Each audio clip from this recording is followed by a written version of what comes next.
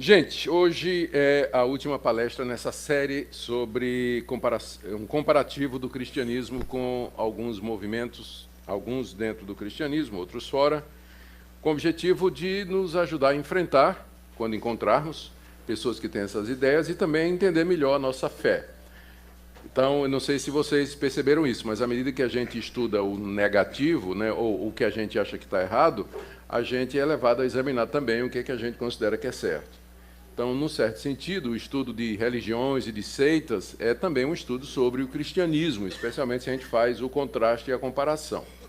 Então, o alvo durante esses dias foi exatamente expor outras concepções religiosas que há no mundo à luz daquilo que nós acreditamos. E hoje nós vamos terminar falando sobre o adventismo do sétimo dia, que provavelmente vai ser o assunto mais delicado. O meu alvo vai ser trazer para vocês o pensamento da Igreja Adventista do Sétimo Dia, suas doutrinas consideradas mais controversas, e comparar com aquilo que o cristianismo histórico, em geral, acredita.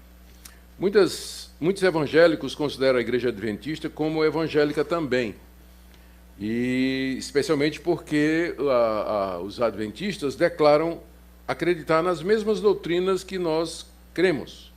Por exemplo, a Santíssima Trindade, eles creem, divindade de Cristo, não questionam, o nascimento virginal de Jesus, também não discutem isso, que Cristo teve uma vida, que Cristo morreu na cruz pelos pecados, isso eles não discutem, que ele ressuscitou dos mortos e subiu à direita do Pai, também é uma doutrina adventista.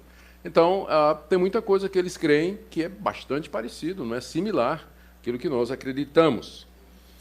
Recentemente, alguns estudiosos do adventismo, eles têm chamado a atenção para o fato de que os adventistas vêm trabalhando em prol de minimizar a imagem negativa que eles têm no meio evangélico, porque nós sabemos que, para muitos evangélicos, os adventistas são membros de uma seita. Então, programas como Está Escrito, Voz da Profecia, ou grupos musicais como Prisma, Arautos do Rei, fazem muito sucesso entre os evangélicos. Os CDs musicais podem até ser encontrados em livrarias evangélicas. Então, há essa tentativa de aproximação.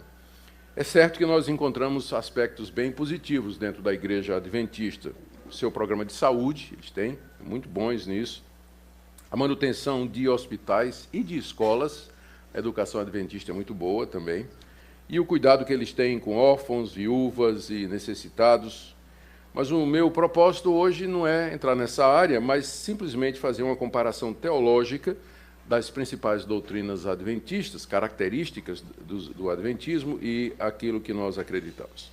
Então, vamos seguir o mesmo padrão, vamos começar aqui com um histórico. É importante você entender como é que surgiu a Igreja Adventista, porque isso vai explicar muita coisa. No início do século XIX, houve no mundo todo, no mundo cristão, um despertamento do interesse pela vinda de Cristo. A vinda de Cristo passou a ser o alvo de sermões, de estudos, programas de rádio. Havia uma preocupação e um interesse muito grande em torno disso aí. E especialmente entre os cristãos nos Estados Unidos. Falava-se que a vinda de Cristo estava próxima, que nós devíamos estar preparados. É nessa época também que surge o que mais tarde ficou conhecido como movimento dispensacionalista. Um pastor batista do estado de Nova York, chamado William Miller, era uma dessas pessoas assim mais conhecidas pelos seus estudos e pregações a respeito do assunto. E um dia ele, estudando Daniel, capítulo 8, verso 14, que se referia à vinda de Cristo para purificar o santuário, ele fez uma interpretação que serviu de base para tudo mais que veio em seguida. O texto de Daniel 8,14 diz assim: o anjo me disse, o anjo falando a Daniel, é uma visão que Daniel teve quando estava lá cativo na Babilônia. Um anjo do Senhor lhe apareceu e disse: até 2.300 tardes e manhãs e o santuário será purificado.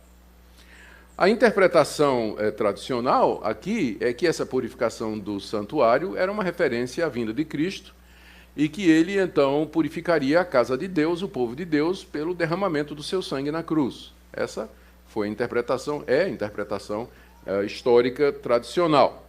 Mas aí o Miller entendeu que isso significava que, a partir do dia em que a nação de Israel, a partir da carta que Esdras recebeu, autorizando a sua saída lá da Babilônia,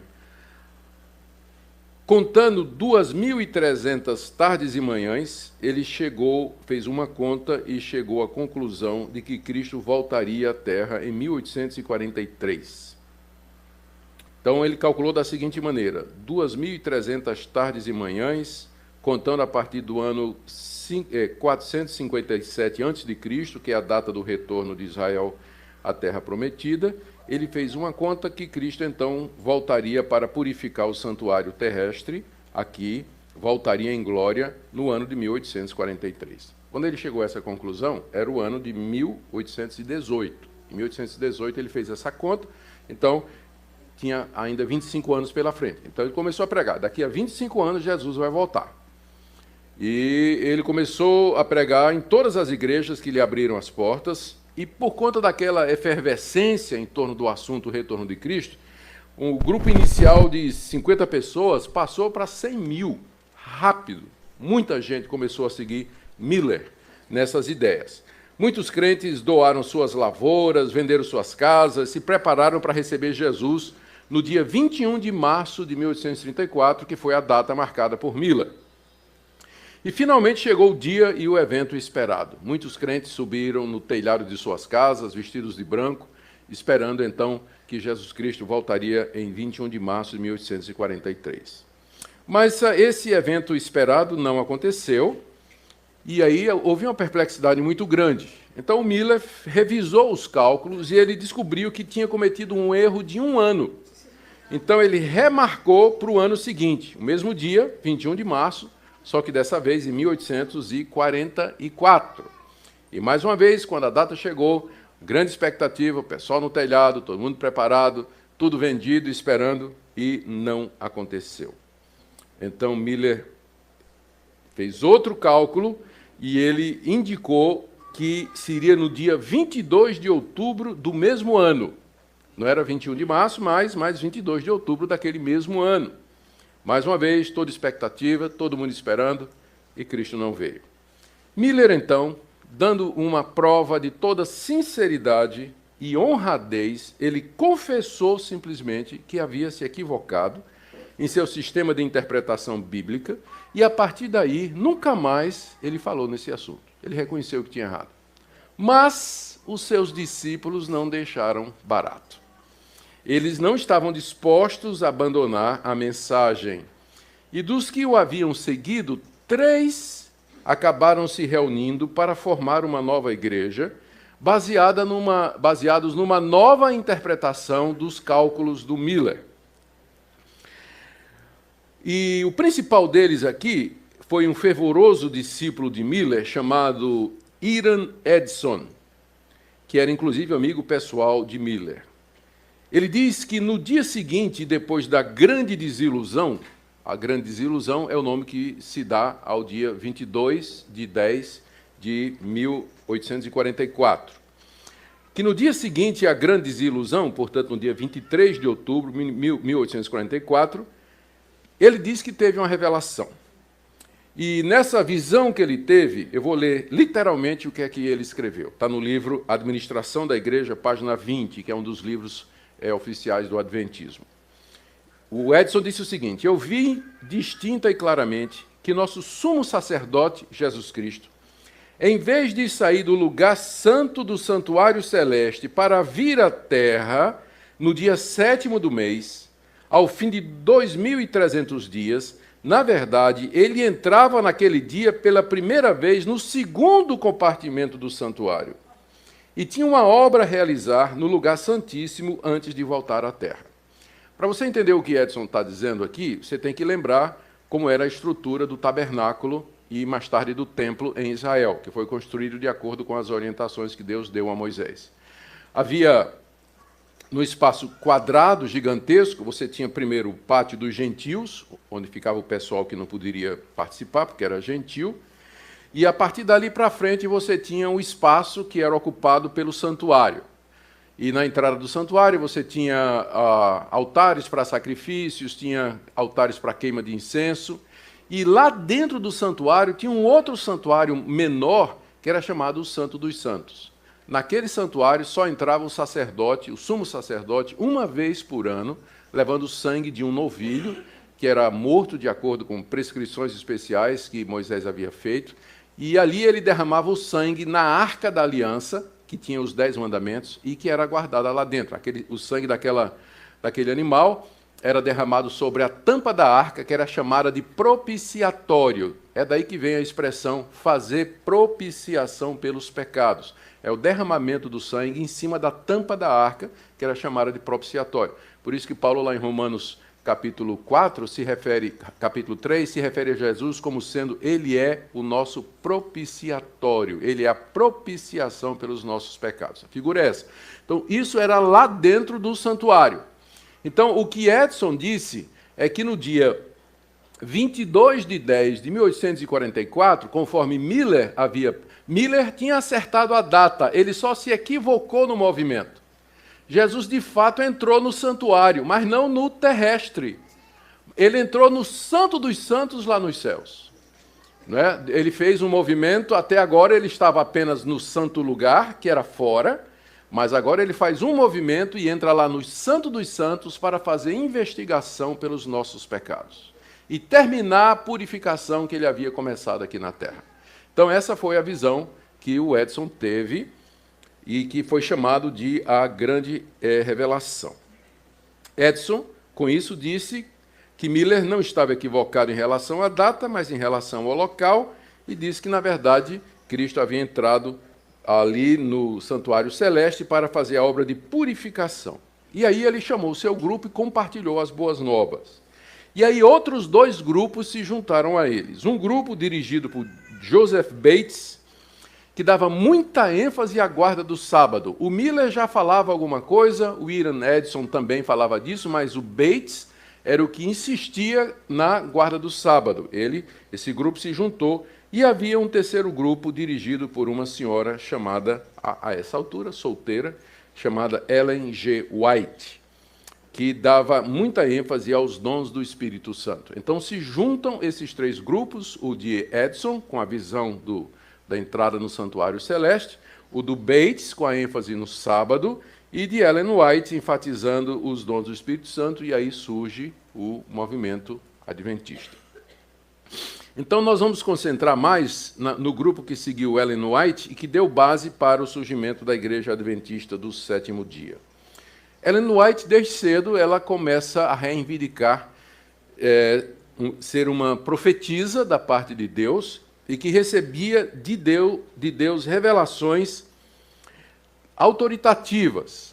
E os seus seguidores a reconheceram como sendo, de fato, profetisa. Essas revelações de Ellen White foram publicadas na forma de livros e outros escritos e contribuíram em muito para a formação das doutrinas dos adventistas e para a expansão da igreja. Ela e, posteriormente, o seu marido disseminaram amplamente os ensinos proféticos e doutrinários por meio de revistas e livros. Muito bem. Embora a Igreja Adventista vai afirmar que a Bíblia é a sua autoridade maior, ainda crê que Deus inspirou Ellen White em sua interpretação das Escrituras e em seus conselhos. Isso eu vou mostrar para vocês mais adiante, a prova. A obra-prima da senhora White, o livro mais conhecido dela, é O Grande Conflito, que eu tive a oportunidade de ler todinho, de cima a baixo. E que é um livro que os adventistas recomendam sempre. É o livro que eles usam para evangelismo, né? Manda a pessoa ler O Grande Conflito, de Ellen White. Esse livro já foi editado em mais de 30 línguas e tem uma vendagem superior a 2 milhões de exemplares no mundo todo. Ela também escreveu outras obras, que são Vida de Jesus, Patriarcas e Profetas, Veredas de Cristo, Desejado de Todas as Nações, inúmeros artigos. Há muita coisa, há muito material. Existem, além da Igreja Adventista do Sétimo Dia, que é a mais importante, outros grupos que se derivaram, se dividiram, se separaram. O movimento adventista ele não é um movimento uniforme. Então, como, por exemplo, dentro dos batistas, você tem batista regular, batista da convenção, você tem batista bíblica, batista reformada. Então, tem várias linhas, mesma coisa dentro da igreja presbiteriana, assim também dentro do adventismo você tem várias linhas e algumas delas divergem em algumas coisas. As mais importantes são a Adventista da Promessa, Igreja Adventista do Pacto, mas a mais importante é a Igreja Adventista do Sétimo Dia, conhecida como Sabatista ou Sabatismo. E é nela que nós vamos concentrar aqui. Lembrando que nem todos os adventistas eles seguem exatamente essas doutrinas, né? Dependendo, por exemplo, eu sei que a Adventista da Promessa ela é mais carismática e um pouco mais evangelical, né? Mas o pessoal da Adventista do Sétimo Dia se concentra mais nos estilos de Ellen White. Algumas doutrinas mais polêmicas do movimento de Ellen White e depois da igreja que foi formada em torno das ideias dela e que são mantidas até hoje pelos adventistas. Primeiro, o exclusivismo da Igreja Adventista. Artigo de 2001 da Revista Adventista, página 10, é a revista de março de 2001. Eu creio no futuro brilhante do movimento adventista, porque não somos uma simples igreja entre as demais, nós somos o remanescente de Deus para o tempo do fim. No certificado de batismo que é fornecido pelos adventistas, onde tem as perguntas que têm que ser feitas aos catecúmenos, tem a pergunta de número 13, que é a seguinte: você crê que a Igreja Adventista do Sétimo Dia é a igreja remanescente da profecia bíblica? Tem aqui uma outra citação, que é do livro, da revista deles nos Estados Unidos, The Review and Herald. Cadê o cara do inglês? Só, né? Vê aí para mim se eu pronunciei isso. Herald. Revista deles, ele diz o seguinte.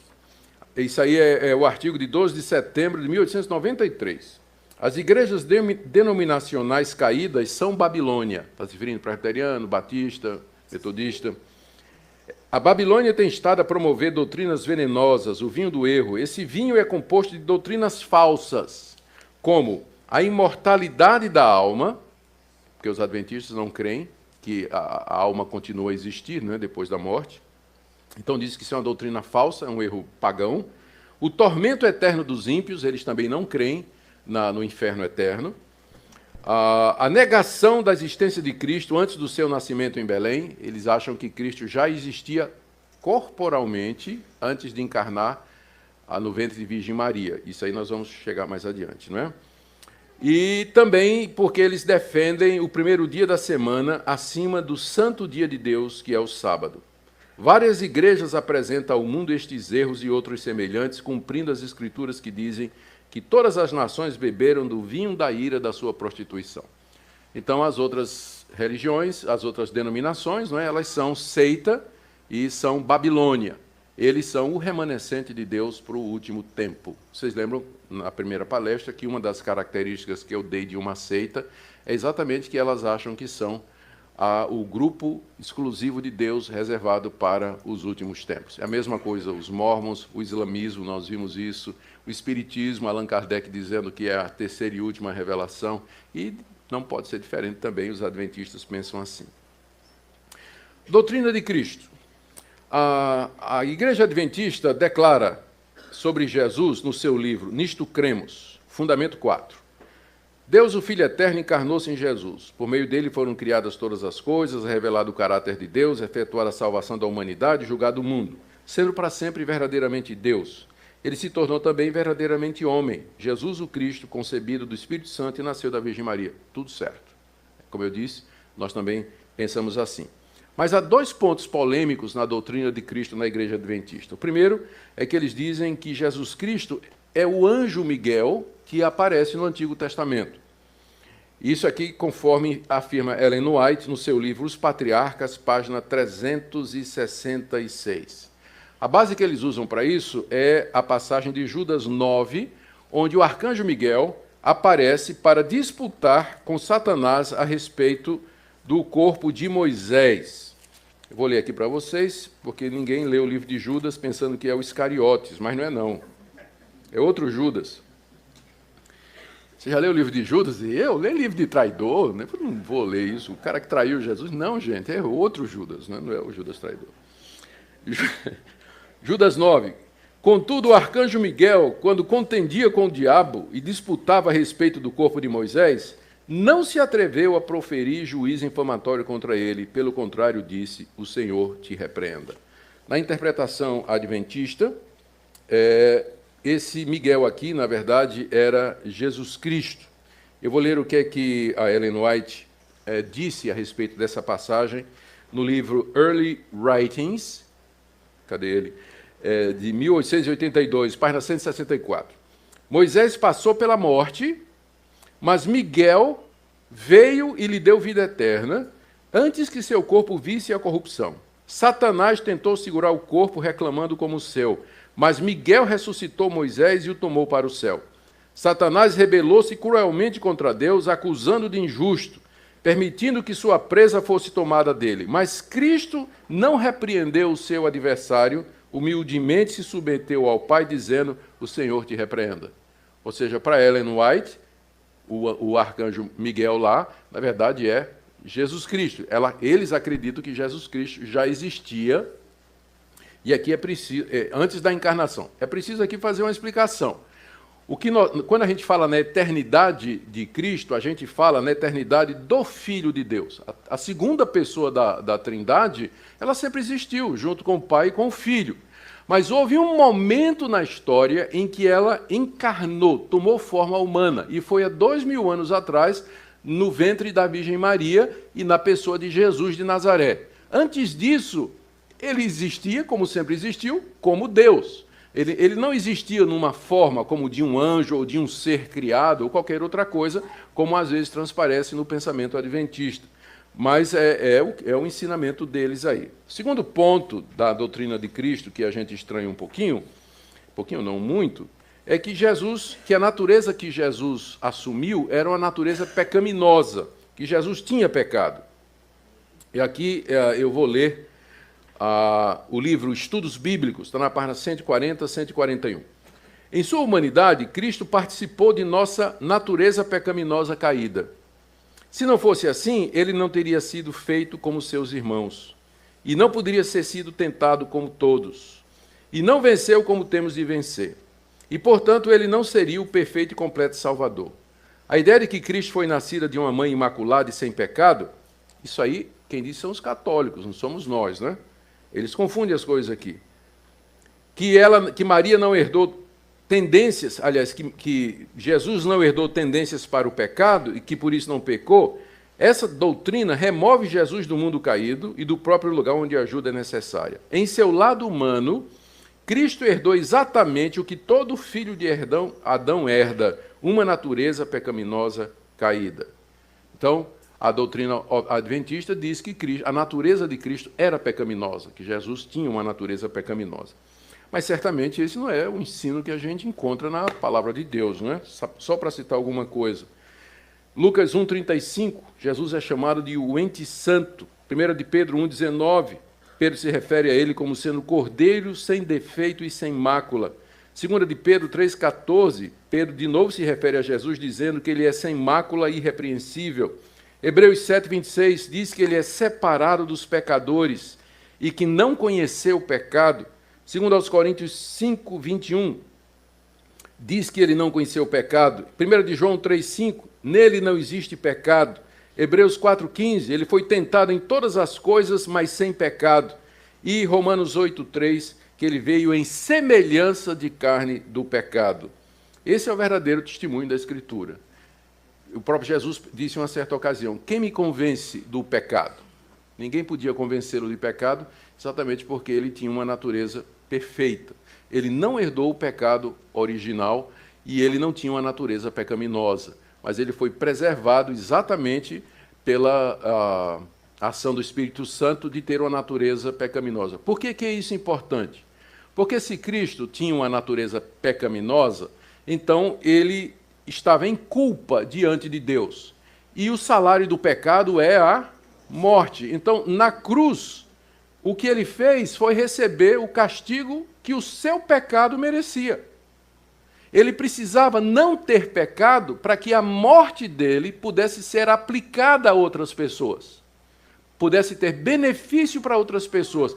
Ele morre sem pecado para que a bem-aventurança, o resultado dessa morte, possa ser aplicado a outras pessoas. Se ele tinha pecado, a morte dele só vale para ele, porque o salário do pecado é a morte. Então, na cruz, ele recebeu o que ele merecia, porque era um pecador, tinha uma natureza pecaminosa.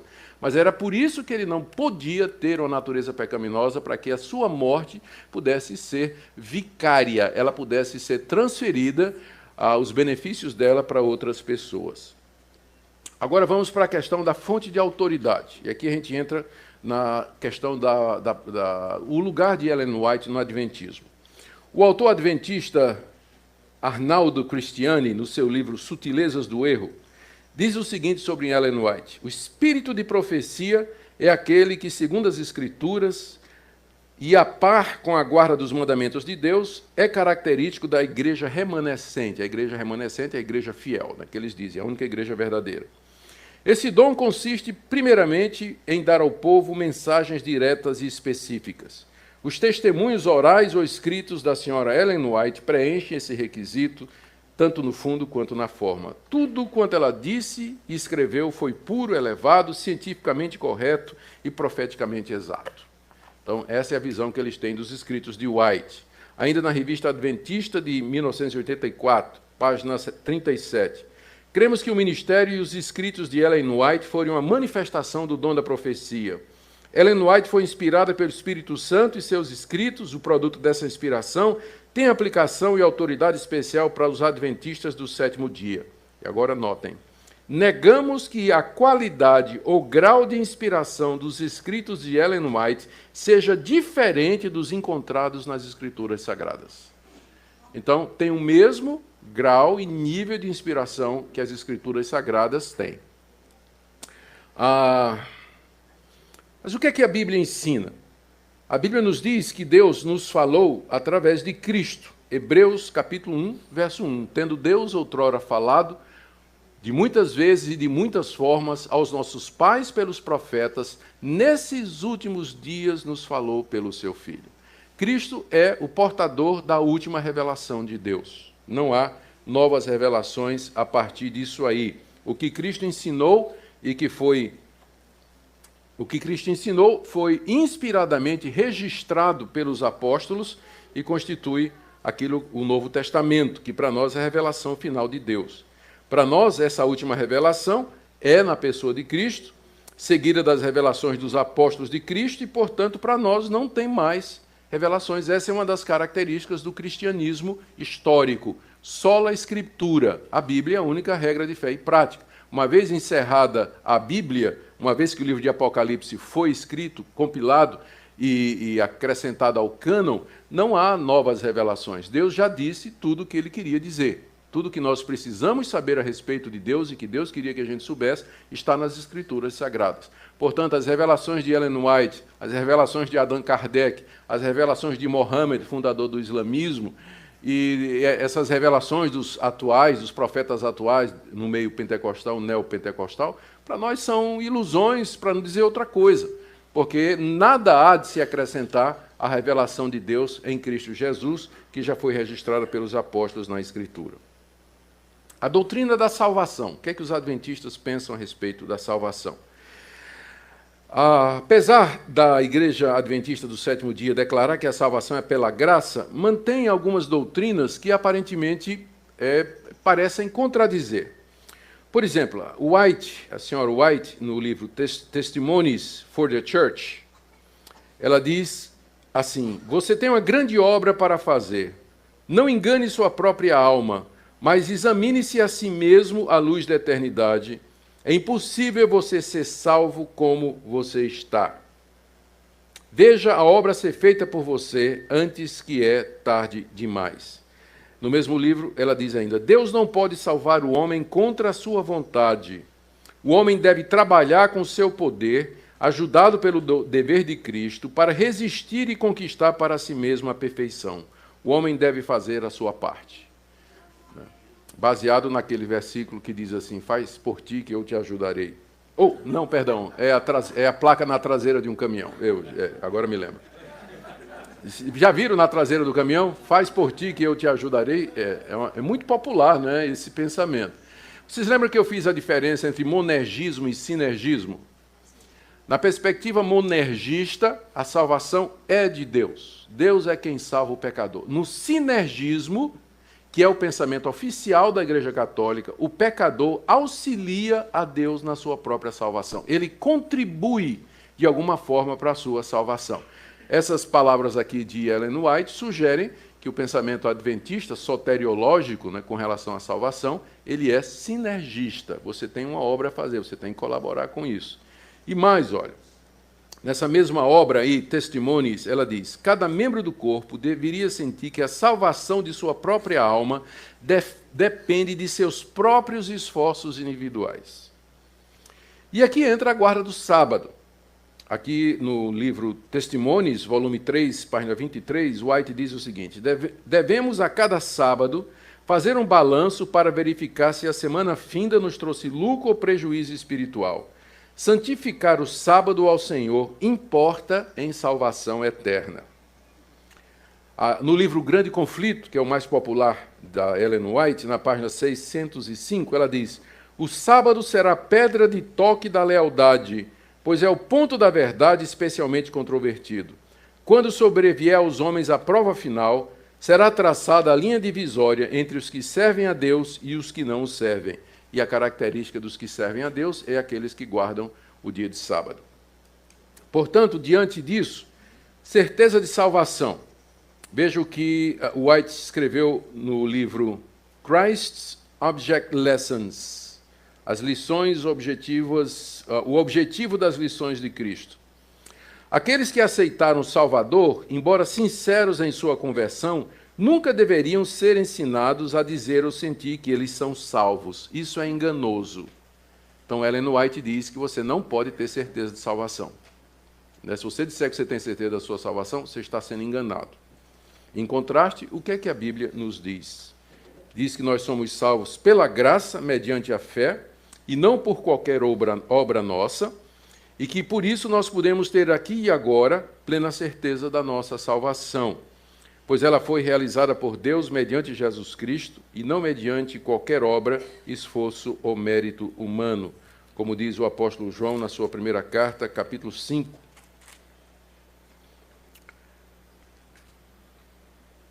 A partir do verso 20. Não, vou ler mais um pouquinho.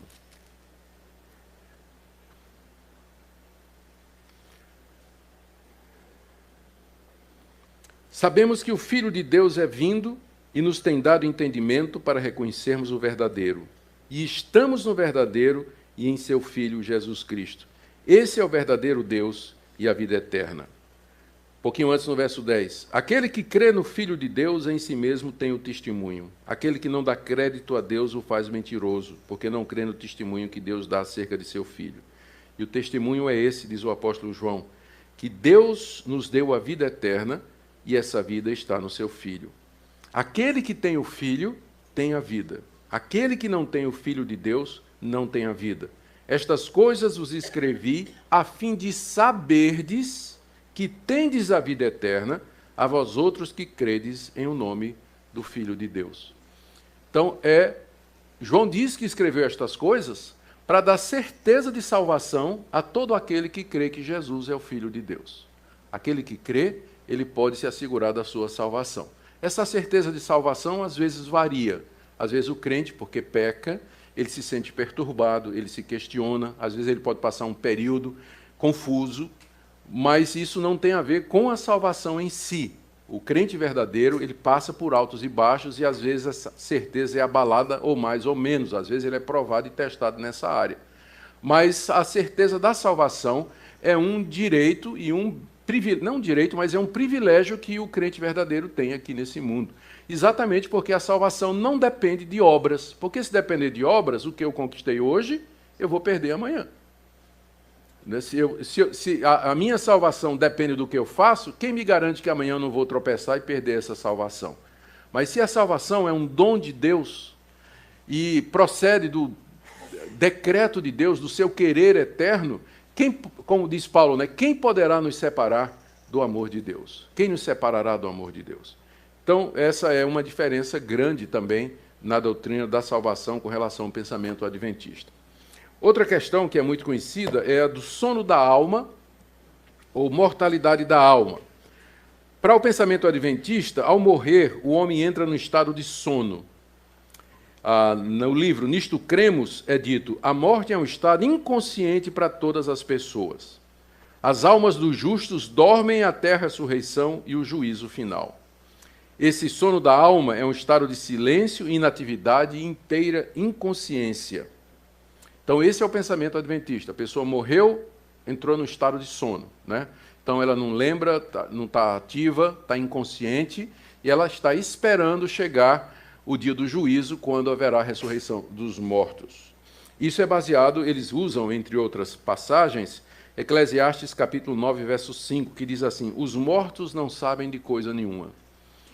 E é verdade, se você for no cemitério, né, e você fizer uma pergunta aos cadáveres lá, ninguém vai dizer nada. Essa afirmação é uma afirmação que está falando da relação dos mortos com a vida terrena. Os mortos não sabem de nada, claro.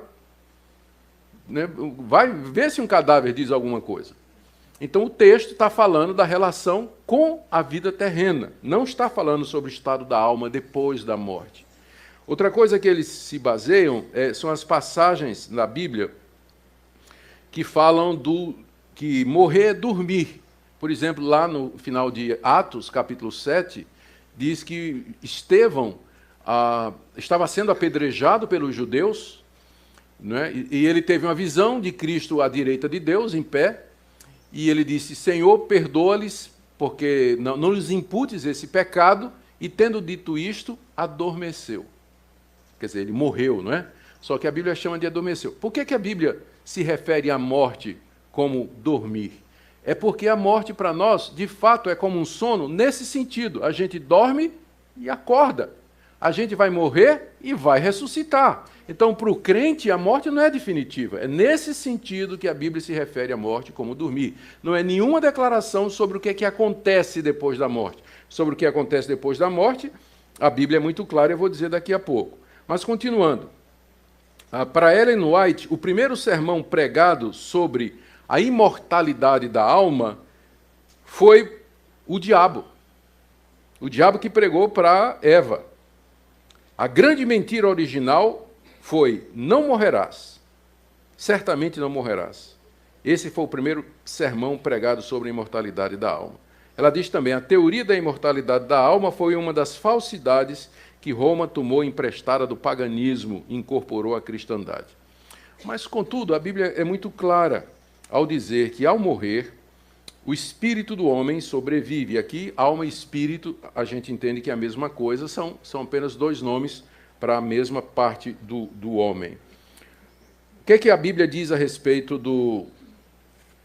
disso aqui? Vamos pegar algumas passagens, porque eu sei que tem gente que tem dúvida a respeito disso, a julgar pela quantidade de perguntas que eu recebo e críticas quando eu publico sobre isso nas mídias sociais. Então, vamos lá. Mateus 10, verso 28.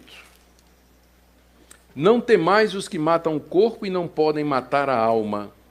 Temei antes aquele que pode fazer perecer no inferno tanto a alma como o corpo. Vai vendo aí. Eclesiastes capítulo 12, verso 7. Salmos, Provérbios, Eclesiastes. Fica no Antigo Testamento, para você que está tendo dificuldade. Eclesiastes capítulo 12, no verso 7. Está dizendo: lembra-te do teu Criador nos dias da tua mocidade, antes que o pó volte à terra como era, e o Espírito volte a Deus que o deu. Lucas capítulo 20, verso 37.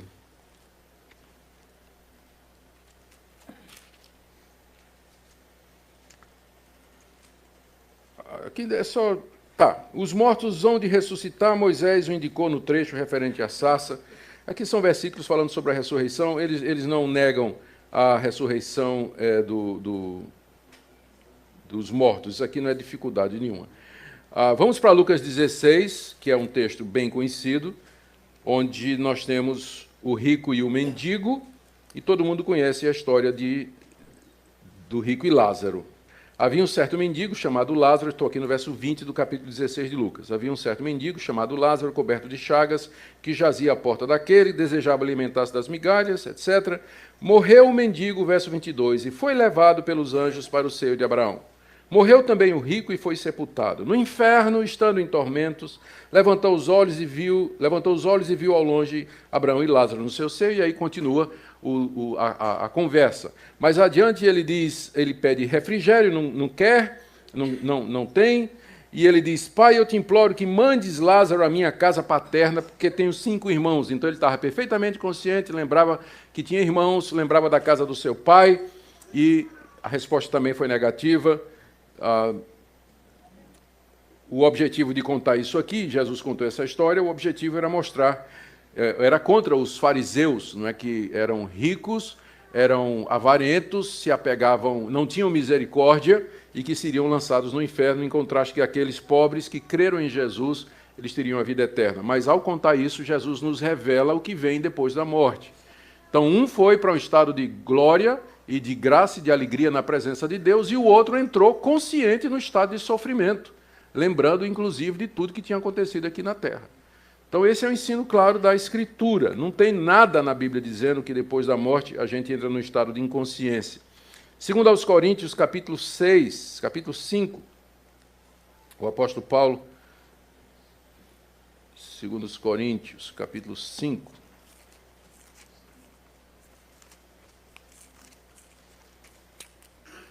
o apóstolo Paulo diz, 6 a 8,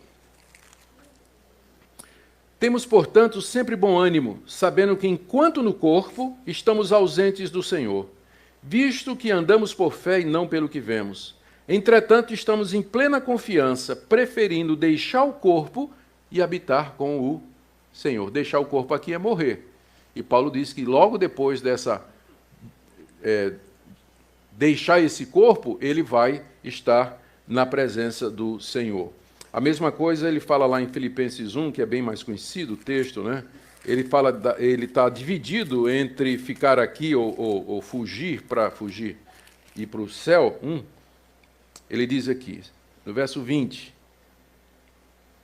Vamos começar no verso 21. Portanto, para mim, o viver é Cristo e o morrer é lucro. Entretanto, se o viver na carne traz fruto para o meu trabalho, já não sei o que escolher. De um e de outro lado, estou constrangido, tendo o desejo de partir e estar com Cristo, o que é incomparavelmente melhor. A questão que estava diante de Paulo ele estava preso quando escreveu essa carta. A morte era próxima, porque ele estava sendo acusado de trair o imperador, era pena de morte. Então, o que é que ele queria? Ele queria permanecer, ele vai pedir aos filipenses que orem, para que ele possa ser liberto para continuar o trabalho de pregação, ou ele vai aceitar aquilo porque ele sabe que, se ele morrer, ele imediatamente está na presença de Cristo. Então, ele diz que está dividido aqui. Mas, por amor ao trabalho, ele preferia ficar e continuar. Mas ele sabe que, se ele morrer, ele vai estar com Cristo imediatamente. Ora, se depois da morte tivesse nada, né, mas um sono, né, não faz sentido isso aqui. Como não faz sentido a declaração de Jesus ao ladrão? O ladrão na cruz, arrependido, disse: lembra-te de mim quando entrares no teu reino. O ladrão tinha uma visão futura, hebraica, de que o reino de Deus ainda era futuro. Resposta de Jesus: hoje estarás comigo no paraíso. Ou seja, o paraíso não é uma realidade apenas para o futuro, mas para aqueles que morrem, eles já entram na presença de Deus imediatamente. Aqui quero fazer só uma citação, por último, do livro de Apocalipse. Tem muitas outras passagens, meu tempo não dá. Apocalipse capítulo 6. João tem uma visão das almas dos que morreram. E o que é que eles estão dizendo? O quinto selo, Apocalipse capítulo 6, verso 9. Ao abrir-se o quinto selo, vi debaixo do altar as almas daqueles que tinham sido mortos por causa da palavra de Deus e por causa do testemunho que sustentavam. Nessa visão que João teve, ele tem uma visão da glória, e ele vê lá na presença de Deus, diante do altar, as almas dos que morreram perseguidos pelo testemunho de Cristo. E muita gente tinha morrido na época de João por conta do Evangelho. João, inclusive, estava preso na ilha de Patmos, exatamente pela perseguição do Império Romano. Milhares de cristãos foram mortos pelo Império Romano. E João viu a alma deles lá na presença de Deus. E, verso 10, clamando em grande voz. Não estava dormindo, não. Estava clamando em grande voz, dizendo: até quando, ó soberano Senhor, santo e verdadeiro, não julgas nem vingas o nosso sangue dos que habitam sobre a terra? Eles estavam perguntando a Deus, eles se lembravam que tinham sido mortos por conta de Cristo. E eles estavam dizendo a Deus: até quando o Senhor não vai nos vingar, vai fazer justiça contra esses ímpios que perseguem o teu povo, perseguir o teu Filho Jesus Cristo? E aí Deus responde: espera um pouquinho, porque ainda tem mais. Diz, tem que se completar o nome daqueles que vão morrer. Tem muito mais mártires que vêm pela frente. Ora, isso foi há 2000 anos atrás. Imagina a quantidade de outras almas que foram acrescentadas a essas, aguardando e pedindo a Deus o juízo de Deus sobre esse mundo ímpio. Ou seja, é claro que quando a pessoa, biblicamente falando, é claro que quando a pessoa morre, ou ela vai para o paraíso, na presença de Deus, está diante de Deus, ou ela já entra nesse estado de sofrimento que nós já vimos aqui. Em ambos os casos, elas estão conscientes. E você vai me perguntar, vai lembrar? Vai lembrar sim. Vai lembrar sim. Está claro aqui, tanto... Você vê aqui, essas almas dos que morreram eram crentes, se lembravam perfeitamente, não é, do que tinha acontecido antes. Mas os meus entes queridos, como é que eu posso ser feliz no céu? Me lembrando dos meus filhos que foram para o inferno, meu marido que não era crente e tudo mais. A glória da presença de Deus e a felicidade lá na eternidade é tão grande que vai superar, vai colocar completamente sufocada qualquer lembrança que possa trazer qualquer tristeza. Então, isso aí a gente não se preocupa. Mais um pouquinho aqui. Tomar um pouquinho de água. Ontem fui no médico, como eu disse a vocês, né? Eu fiz uma cirurgia no fundo da garganta, tinha uma manchinha, aí teve que remover o tecido. Isso foi o ano passado aqui em Goiânia. Um médico muito bom. Ele tirou, graças a Deus não tinha nada, mas fez uma cicatriz, né? Cicatriz. E aí a sensação ninguém vomite, é de uma asa de barata presa no fundo da garganta. É uma sensação que eu tenho o dia todo. Tem uma asa de barata presa lá, né? Então fui fazer a revisão lá com ele. E ele disse: olha, a cicatriz está ótima, a asa de barata não tem o que fazer, vai ser até o dia da sua morte, isso aí, não é? Amém. Né? Espinho na carne, 2 Coríntios 12, né? E aí ele disse: você é pastor pregador? Eu disse: sou. Ele disse: quanta água você toma durante a pregação? Eu disse: nada. Eu disse: mas o senhor, é um absurdo o senhor fazer isso. O senhor tem que tomar pelo menos 1 litro de água durante a pregação que o senhor faz. Não é? Então, eu não bebo água durante a pregação. Eu estou bebendo, vou passar a beber agora por conta disso, né? Por conta dessa recomendação. Ele disse que isso vai ajudar a ter menos atrito, né, da queloide, da cicatriz, com as outras partes da boca, e o incômodo vai ser menor, espero. 1 litro de água eu não tomo, não, mas 1 copo eu tomo, garanto. Vamos lá. É dita isso aí, viu? Não precisa ir para... Satanás levará sobre si nossos pecados. Essa é outra doutrina adventista. É bem complicado. Em resumo, o que eles dizem é o seguinte, eu vou logo partir aqui para os finalmente. Tem uma passagem lá em Levítico 16, 15 a 16, e depois 22 e 26, onde Moisés instrui o povo a fazer o seguinte. Eles têm que tomar 2 bodes, no dia da expiação. Então, traz o primeiro bode, e o primeiro bode é sacrificado pelos pecados dos israelitas. Em seguida, traz o segundo bode, o sacerdote impõe as mãos sobre ele e transfere os pecados dos israelitas para o bode. Depois o bode é solto no deserto, ele vai embora. Então, na interpretação adventista, aquele bode é Satanás. E o assunto é o seguinte, Cristo, como é que eles fazem? Cristo entrou no santuário terreno celeste agora, está fazendo expiação pelos nossos pecados, está terminando a obra dele. Quando ele vier em glória, na sua segunda vinda, ele vai pegar os nossos pecados e vai lançar sobre Satanás, e Satanás vai ser destruído juntamente com os nossos pecados. Então, na verdade, dessa perspectiva, quem é que paga os nossos pecados? Né? Que eles negam, obviamente. Estão dizendo que não é isso aí. Mas é a interpretação que eles fazem daquela passagem. O segundo bode é o diabo. Ele leva os pecados do povo de Deus. Deixa eu ler aqui o que é que eles dizem, né? Eu vou ler aqui uma passagem de Ellen White, O Grande Conflito. Esse livro que um dos livros que eu tive a oportunidade de ler para a pesquisa.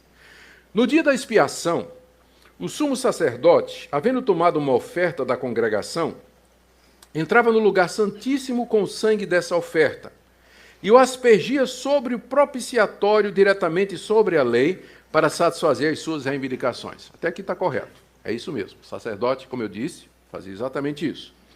Então, em caráter de mediador, o sacerdote tomava sobre si os pecados e os retirava do santuário. Isso aqui não está lá em Levítico. Isso aqui já é ela dando a interpretação. Colocando as mãos sobre a cabeça do bode emissário, confessava todos esses pecados, transferindo-os assim figuradamente de si para o bode. Então, isso aí está correto. Só que não é transferindo do sacerdote para o bode, não é? Porque não tem essa transferência de pecado.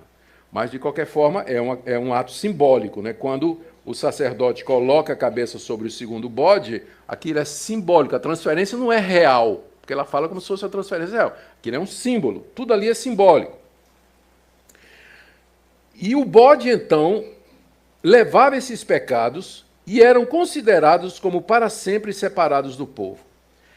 Verificou-se também que, ao passo que a oferta pelo pecado apontava para Cristo como sacrifício, o primeiro bode, então, representa Cristo, porque ele é imolado pelo pecado, o bode emissário tipifica Satanás, autor do pecado, sobre quem os pecados dos verdadeiros penitentes são finalmente colocados. Quando Cristo, pelo mérito de seu próprio sangue, remover do santuário celestial, é o que ele está fazendo agora, os pecados de seu povo, ao encerrar-se o seu ministério, ele colocará esses pecados sobre Satanás, que na execução do juízo deverá arcar com a pena final.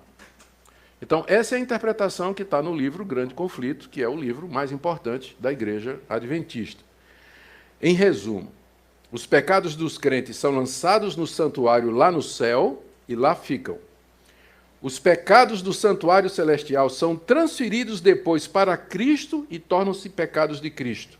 É o que Cristo está fazendo agora, quando ele entrou lá em 1844 no santuário celeste. Esses pecados de Cristo, na sua segunda vinda, são lançados sobre Satanás e ficam a lhe pertencer. E quando Satanás for aniquilado, também os pecados serão. Em suma, a essência do plano da salvação da Adventista aparenta fazer Satanás participar da obra da redenção, como alguém que vai sofrer e ser destruído pelos pecados dos homens. Aquela passagem de Levítico 16, a verdade é que os dois bodes são uma única oferta pelo pecado.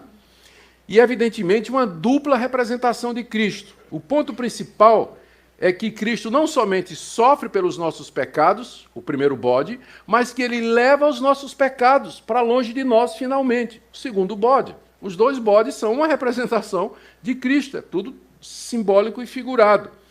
Tudo é bastante simples e não precisa de ideias esquisitas que só obscurecem o sentido. As Escrituras são claras quando dizem que é Cristo que leva o nosso pecado. Isaías 53, ele levou sobre si as nossas iniquidades. Os nossos pecados levou sobre si. Pelas nossas feridas, pelas suas feridas, nós fomos sarados. É Cristo quem leva sobre si os nossos pecados e é Ele quem os afasta de nós. Ele é a propiciação pelos nossos pecados. Romanos 3, 25, 1 de João, capítulo 2, verso 2.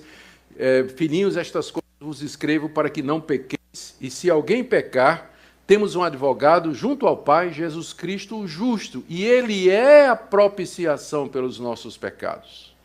E não somente pelos nossos, mas pelos de todo mundo. E estou chegando ao fim, a guarda do domingo como dia do Senhor, que é um ponto que é assim, que o pessoal conhece os adventistas mais por isso, né? A insistência da guarda do sábado como dia do Senhor e a crítica aos evangélicos que guardam o domingo. Para os adventistas, a observância do domingo é apostasia. Ellen White, escrevendo no livro Testemunhos, a lei da observância do primeiro dia da semana é produto de uma cristandade apóstata. Ela diz também que a observância do domingo é fruto do mistério da iniquidade. Deve sua existência ao mistério da iniquidade e sua imposição é o virtual reconhecimento do romanismo. Mas será que as Escrituras desejam nos ensinar exatamente isso? Cristo, na verdade, é o Senhor do sábado, isto é, o sábado que submete a ele. Deixa eu mostrar aqui para vocês as razões pelas quais os cristãos eles passaram a guardar o dia de domingo depois da ressurreição de Cristo e do dia de Pentecostes. Primeiro, Cristo ressuscitou no primeiro dia da semana. Isso está claro. Leia, por exemplo, Marcos 16, verso 1. O primeiro dia da semana, que é o domingo, foi o dia especial das manifestações de Cristo. Ele se manifestou 5 vezes no primeiro domingo e outra vez no domingo seguinte, Lucas 24, João capítulo 20. O Espírito Santo foi derramado no dia de Pentecostes, que é um dia de domingo. Os cristãos dos tempos apostólicos costumavam se reunir aos domingos para celebrar a Santa Ceia do Senhor, pregar e separar suas ofertas. Atos capítulo 20, verso 7, 1 Coríntios 16, versos 1 e 2. A história confirma que a prática do domingo já acontecia antes do decreto de Constantino, porque eles dizem que quem introduziu a prática do domingo foi o imperador Constantino no século IV. Mas eu quero ler para vocês aqui algumas coisas. A lista é grande. Carta de Barnabé, do século 100, aliás, desculpa, século 100, do ano 100 depois de Cristo. Nós celebramos o primeiro dia com regozijo, no qual Jesus ressuscitou dos mortos e, após ter aparecido, subiu aos céus. A carta de Barnabé era um discípulo do apóstolo João. Ele escreveu essa carta famosa, onde ele diz já, no ano 100, que os cristãos já se reuniam no dia do domingo. Inácio de Antioquia, numa carta do ano 107. Não mais observamos o sábado, vivemos na observância do dia do Senhor, no qual também nossa vida reviveu por ele e por sua morte. Inácio de Antioquia, no ano 110, na sua carta aos Magnesianos. O cristão, deixando a velha ordem, já não guarda o sábado, senão o domingo. Justino Mártir, do ano 145. E no dia chamado domingo, todos, quer das cidades, quer dos campos, reúnem-se em um lugar, leem a memória dos apóstolos e dos profetas, a Bíblia, né? Trazem pão e vinho, dando graças a Deus, o presidente ora, o povo responde amém. Nós nos reunimos aos domingos porque é o primeiro dia da semana no qual Deus formou o mundo e porque Jesus Cristo, nosso Salvador, nesse dia ressuscitou dos mortos. Dionísio de Corinto, do ano 170, diz, na sua carta aos Coríntios, a igreja passou a guardar o dia do Senhor, que é o domingo. Bardessanes de Edessa, no ano 180, em certo dia, o primeiro dia da semana, nos reunimos, lemos e jejuamos. Orígenes, do ano 225, guardamos certos dias, como, por exemplo, o dia do Senhor. Anatólio de Laodiceia, do ano 270, a festa solene da ressurreição do Senhor deve ser comemorada no primeiro dia da semana.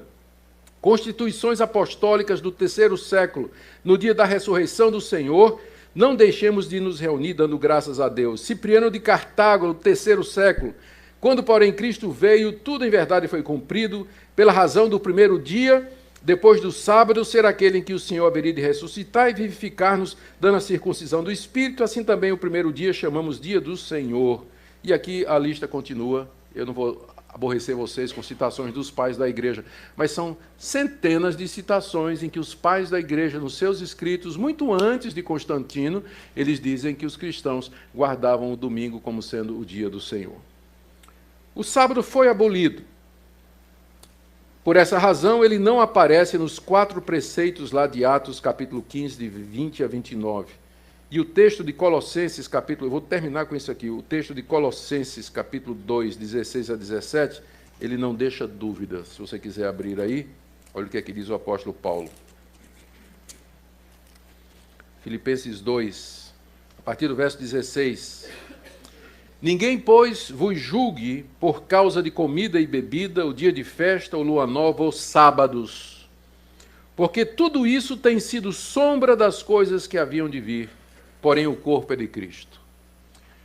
Essa figura que Paulo está usando aqui, ela é muito interessante, eu gosto sempre de usar. Imagina que por trás de mim aqui tem essa luz bem forte, não é? E que o nosso irmão Adilson está se aproximando por trás de mim. Eu não conheço Adilson, ele está se aproximando por trás de mim. Qual é a primeira coisa que eu vou ver dele? A sombra. Olhando a sombra, eu vou ver que é um homem, não é, que os anos livraram dos cabelos, não é, que tal, né, elegante, está chegando, né? Está chegando, estou vendo a sombra. Então ele vem, passa por mim e fica frente a mim. Aí eu vejo cara a cara, face a face. Estou vendo o corpo que produziu aquela sombra. Aí eu vejo que é uma pessoa simpática, elegante, né? E tudo mais. Eu preciso da sombra? Não, porque o corpo que produzia a sombra chegou. Então, o sábado era a sombra de Cristo andando no Antigo Testamento. Cristo vinha andando, chegando no Antigo Testamento. A primeira coisa que a gente viu é a sombra dele. Então, as coisas do Antigo Testamento, os sacrifícios, os sacerdotes, o sábado, tudo aquilo era a sombra que o corpo de Cristo projetava. Cristo já veio, ele já encarnou, eu não preciso mais da sombra. O sábado faz parte daquelas questões cerimoniais instituídas à nação de Israel, e o que prevalece é o princípio de você trabalhar 6 dias e descansar 1. E esse dia de descanso agora é o dia do descanso de Cristo, quando ele entra na sua glória depois da ressurreição. Então nós entendemos que cumprimos o 4º mandamento, lembra-te do dia de sábado para o santificar, guardando-o através do domingo, porque esse mandamento apontava profeticamente para a ressurreição de Jesus Cristo. Eu ainda podia falar sobre o juízo investigativo, né? O que Cristo está fazendo no céu, investigando os nossos pecados, mas eu creio que não é necessário, porque não tem nenhuma fundamentação bíblica para isso. A Bíblia diz que a obra de Cristo já foi completa. Ele ofereceu-se de uma vez por todas pelo pecado. E, portanto, não há mais nada a ser feito com relação às Escrituras Sagradas. Quem intercede por nós é o Senhor Jesus, uma vez que ele concluiu o seu sacrifício vicário, vivendo sempre para interceder por nós. Uma outra doutrina, diz que não tinha, mas tinha só essa daqui. Eles acreditam na aniquilação dos ímpios e Satanás. A adventista não acredita no inferno, no sofrimento eterno. Eles ensinam que Satanás, seus demônios e todos os maus, os ímpios, eles serão aniquilados e completamente destruídos. O castigo deles vai ser deixar de existir. Então, os ímpios aqui, os idólatras, os mentirosos, os rebeldes, todos aqueles que a Bíblia diz que não entrarão no reino de Deus, o castigo deles será, na ressurreição dos mortos, eles serão aniquilados. Eles deixarão de existir para todo sempre. Eles não creem em sofrimento eterno. Aliás, Ellen White diz que a teoria do castigo eterno é uma das doutrinas falsas que constitui o vinho das abominações da Babilônia. Contudo, Jesus Cristo usou a mesma palavra para se referir à duração das bênçãos dos salvos e os tormentos dos perdidos. Tem tanto texto bíblico para contradizer isso aqui, eu vou usar só um. Mateus, capítulo 25.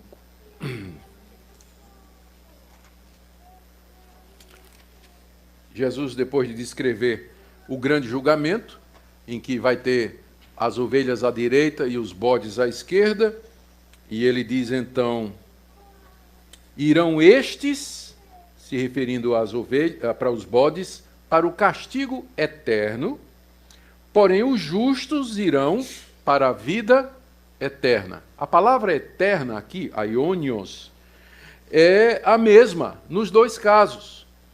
Então, quando eles dizem, quando Jesus disse que o castigo é eterno, Ele é tão eterno quanto a vida eterna. A vida eterna não significa somente uma vida em comunhão com Deus eterno, não indica apenas a qualidade de vida, mas também a sua duração, em contraste com o sofrimento da morte. Da mesma forma, quando se refere ao castigo eterno, não é que é um castigo eterno porque será infligido por um Deus eterno, mas porque a sua duração é para todo sempre. Jesus se referiu a isso com outras palavras, dizendo que o verme não morre e o seu fogo nunca se apaga, que são expressões que se referem à eternidade do sofrimento. Conclusão, nós devemos ter cuidado para não generalizar, como eu disse, dentro do adventismo existem diferentes linhas e correntes. Vai ter adventistas que vão dizer, mas eu não concordo com Ellen White nisso aqui. Amém, ótimo, né? Nós já vimos que, tirando o ensinamento de Ellen White e de alguns outros líderes do adventismo, o que o adventismo professa é semelhante ao que os evangélicos professam também. Então, devemos ter cuidado para não fazer essas generalizações. Lembrar que aqui o que nós estamos fazendo é comparar doutrinas, e a nossa conclusão é que essas doutrinas que nós vimos aqui, elas são erradas, algumas delas são bem heréticas e contrárias ao Evangelho de Cristo, e se houver alguma linha adventista que professa e ensina essas heresias, para nós é seita. Não é a igreja evangélica. Se professa, juízo investigativo, transferência de pecado para Satanás, guarda do sábado como sendo essencial para a salvação, para nós isso é seita. Não é cristianismo. Né? Mas pode ser que exista adventista que não acredite nessas coisas. Amém. Né? Quanto mais gente crente, para nós melhor. Tá bom? Nós nos alegramos na verdade e não na injustiça. Vamos orar. Senhor, nós pedimos mais uma vez a Tua misericórdia sobre nós. Ajuda-nos a ver a importância de estudar a Tua palavra, de conhecer a verdade, de amar as pessoas e ter sabedoria para lidar com aqueles que têm pensamento diferente. Nós oramos por aqueles que estão aqui nesta manhã, aqueles que nos acompanham, que o Senhor os ajude e os abençoe. Em nome de Jesus. Amém.